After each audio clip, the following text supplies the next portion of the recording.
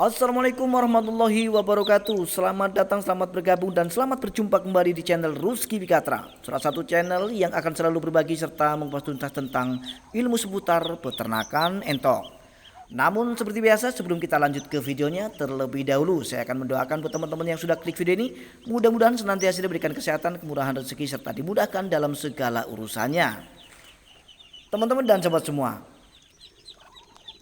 pernahkah teman-teman melakukan usaha peternakan entok di rumah dengan menggunakan sistem pembesaran maupun pembibitan dan berakhir dengan kerugian? Jika memang itu kenyataannya teman-teman dan sahabat semua, maka teman-teman perlu sekali menonton video ini. Jangan sampai diputus-putus, jangan di skip-skip, supaya nanti tidak gagal paham, karena ini penting.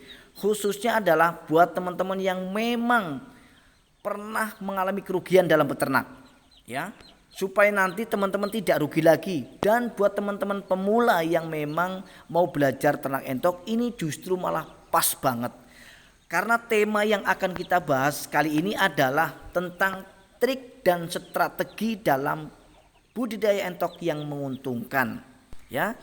Jadi yang namanya trik dan strategi itu tidak hanya dilakukan oleh mereka-mereka di sana, ahli politik ya teman-teman. Kita juga sebagai peternak harus melakukan trik dan strategi. Supaya apa? Supaya kita sebagai peternak bisa terlepas dari yang namanya kerugian dan bisa mendapatkan keuntungan yang lebih besar. Jadi politiknya kita sebagai peternak itu beda dengan politiknya orang-orang yang berada di atas sana, yang duduk di kursi sana teman-teman, ya. Kalau politik mereka jelas, ya, banyak sekali yang menggunakan politik bagaimana cara menumbangkan kawan, menumbangkan lawan, ya. Nah, tapi kalau peternak kita akan enjoy. Politik kita adalah politik bagaimana kita bisa mendapatkan keuntungan yang lebih besar sehingga kita bisa beternak dengan nyaman. Jadi kita akan mulai teman-teman dan sahabat semua. Menurut pengalaman saya teman-teman dan sahabat semua, jadi tema yang akan kita bahas kali ini itu pas banget, ya, yaitu tentang trik dan strategi budidaya entok yang menguntungkan. Berhubung budidaya entok ini kan ada dua ya teman-teman, pembesaran dan pembibitan. Jadi kita akan mulai dulu dari yang pembibitan, ya. Kalau teman-teman lihat di populasi yang ada di kandang entok saya ini teman-teman dan sahabat semua, ini cukup lumayan, ya, sangat banyak indukannya teman-teman, ya. Nah, tetapi saya tidak pernah lupa bahwa saya berasal dari mana, dulu saya bagaimana, ya. Jadi teman-teman dan sahabat semua, sebelum saya memiliki populasi yang segini banyak, dulu saya hanya peternak kecil yang mempunyai 5 ekor indukan dan kemudian ada 2 pejantan. Jadi modalnya itu 7, ya. Sebelum banyak seperti ini, itu modalnya dulu 7. Dan selama 7 tahun saya beternak, satu kali saya pernah mengalami kerugian, yang mana kerugian itu benar-benar menjadi pelajaran yang sangat berarti sekali buat saya, ya. Sehingga saya bisa memperbaiki, saya mengkoreksi diri. Di mana letak kesalahan saya? Kenapa saya bisa rugi? Ya. Nah, jadi ini dia teman-teman poinnya, supaya nanti teman-teman tidak rugi lagi, ya. Karena saya juga punya pengalaman rugi, sehingga pengalaman saya juga nanti akan kita jadikan sebagai cambuk dan pelajaran yang berharga ya buat kita, supaya nanti kita tidak rugi lagi. Berdasarkan pengalaman yang pernah saya alami teman-teman dan sahabat semua, bahwa ketika kita mengalami kerugian, ya, salah satu faktor utama adalah ternyata di pakan. Itu kalau pembibitan, ya. Karena beternak entok dengan menggunakan sistem pembibitan teman-teman dan sahabat semua, seperti kita tahu bersama, kita hanya bisa mengharapkan hasil dari DOD atau anakan, ya.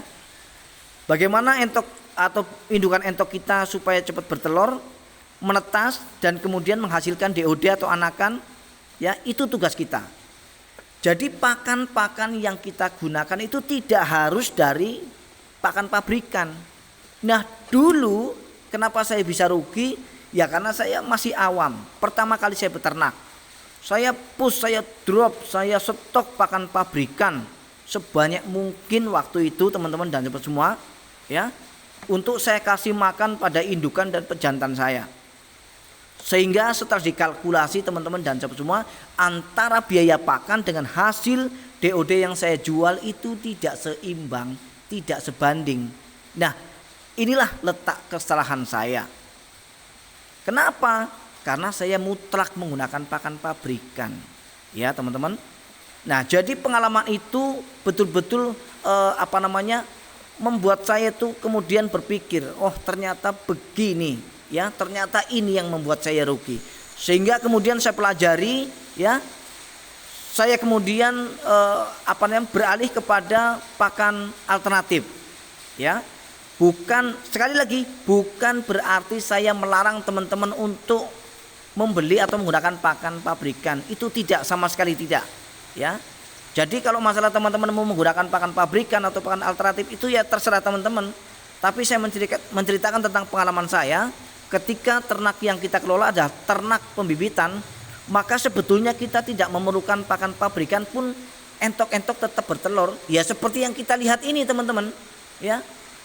Ini semua adalah telur-telur yang dihasilkan dari indukan entok saya yang saya ternak tidak menggunakan pakan pabrikan sama sekali, ya. Nah kemudian pertanyaannya, jadi kalau tidak menggunakan pakan pabrikan, kemudian Bang Rusky menggunakan pakan apa? Saya menggunakan atau memanfaatkan pakan-pakan alternatif dari alam teman-teman. Banyak hijauan yang bisa kita manfaatkan. Kemudian seperti yang sudah saya jelaskan di video saya sebelumnya, keong sawah, kijing sawah, sumber protein yang sangat luar biasa untuk entok, ya. Kuncinya kita paham. Kalau kita paham tentang jenis-jenis pakan alternatif apa saja yang bisa digunakan, maka kita pasti bisa beternak entok meskipun tanpa menggunakan pakan pabrikan. Khususnya adalah untuk pembibitan. Ya teman-teman, kita boleh kalah sekali waktu itu, ya, tapi bukan harus kalah berkali-kali, ya, karena kalah sekali itu jadi cambuk yang sangat berarti buat saya. Sehingga alhamdulillah teman-teman, sampai kepada detik ini, sampai kepada hari ini, populasi di kandang entok saya tetap alhamdulillah lumayan banyak. Dengan saya sudah menjual hasil yang puluhan juta daripada hasil ternak entok saya, ya. Itu yang pertama teman-teman. Poinnya adalah di pakan, ya. Jadi kalau pembibitan silahkan teman-teman gunakan saja pakan dedak, kemudian kita campur dengan berbagai macam hijauan, ya. Mengenai pakan-pakan itu sudah ada di video saya sebelumnya, sudah lengkap, ya. Ada enceng gondok, mata lele, kemudian daun ubi, daun kates, belimbing wuluh, daun daun talas.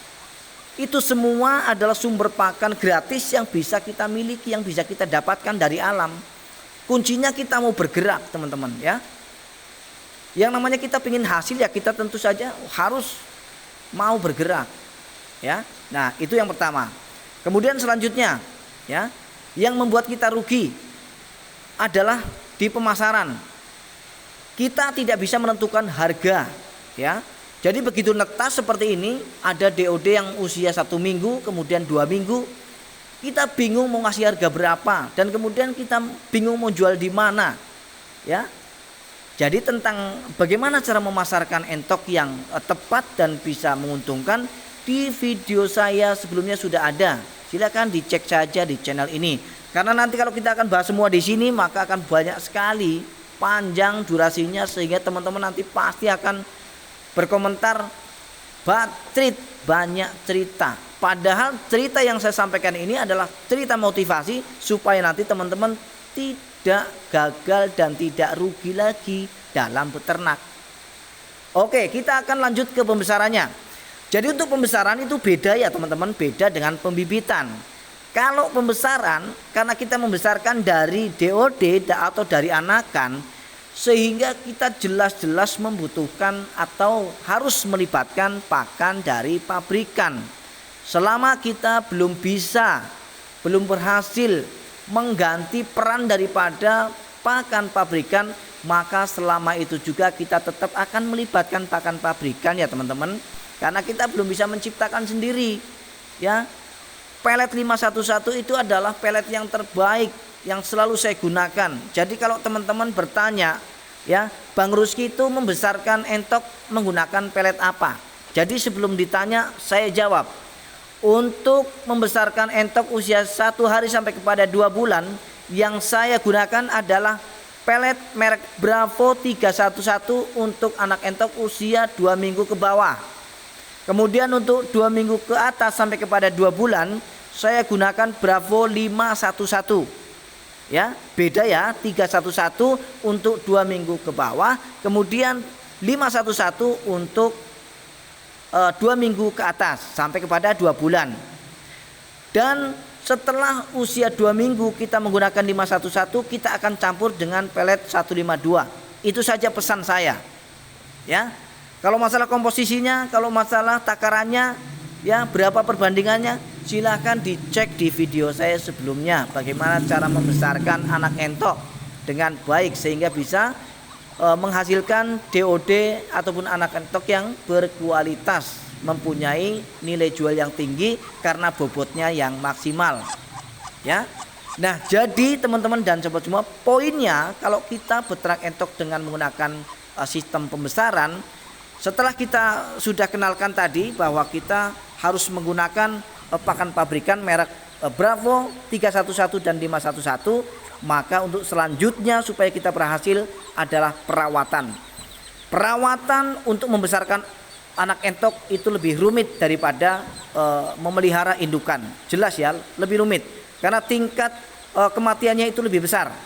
Untuk itu diperlukan perawatan yang serius, yang maksimal, disiplin, terutama adalah dalam pemberian air minum, kemudian juga pemberian makannya, jangan sampai telat. Sekian, mudah-mudahan bermanfaat ya teman-teman.